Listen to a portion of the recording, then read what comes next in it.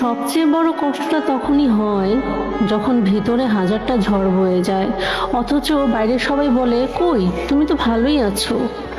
মানুষের জীবনে এমন কিছু যুদ্ধ থাকে যেগুলোর কোনো শব্দ হয় না, কেউ দেখে না, কেউ শুনে না, শুধু রাত জেগে বালিশটা জানে কতটা কান্না লুকিয়ে রাখা হয়েছে।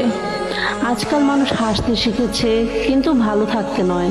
মুখের হাসির আড়ালে কতটা ভাঙা মন লুকিয়ে থাকে সেটা কেউ জানতে চায় না। সবাই ফলাফল দেখে, কিন্তু লড়াইটা কেউ দেখতে পায় না। যে মানুষটা সবাইকে সাহস দেয়, অনেক সময় সেই মানুষটাই না ভিতরে ভিতরে একদম দুমড়ে মুচড়ে যায়, কারণ সে জানে তার কান্না মুছে দেওয়ার মতো কেউ নেই। জীবন কাউকে ছেড়ে কথা বলে না, কখনো আপন মানুষ দূরে সরে যায়, কখনো বিশ্বাস ভেঙে যায়, কখনো স্বপ্নগুলো চোখের সামনেই হারিয়ে যায়। তবুও মানুষ বাঁচে, কারণ থেমে যাওয়ার যে কোনো সুযোগ নেই। কষ্ট মানুষকে দুর্বল করে না, কষ্ট মানুষকে বদলে দেয়। যে একবার সত্যিকারের কষ্টের স্বাদ পায়, সে আর আগের মতো সহজে কাউকে বিশ্বাস করতে পারে না।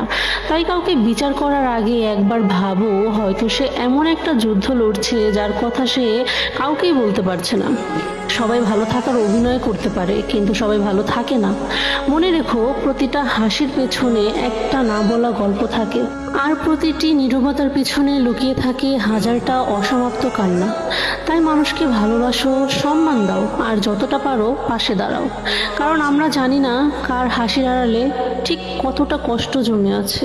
একটু সহানুভূতি, একটু সময়, এগুলো অনেক ভাঙা মনকে বাঁচিয়ে দিতে পারে। মানুষের কষ্ট বোঝার চেষ্টা করাই হয়তো সবচেয়ে বড় মানবতা। কখনো কখনো নীরবতাই সবচেয়ে বড় আর্তনাদ হয়ে ওঠে। কখনো কারো নীরব চোখের ভাষাও শুনতে শেখো, কারণ অদেখা কষ্টই অনেক সময় সবচেয়ে গভীর ক্ষত হয়ে থাকে।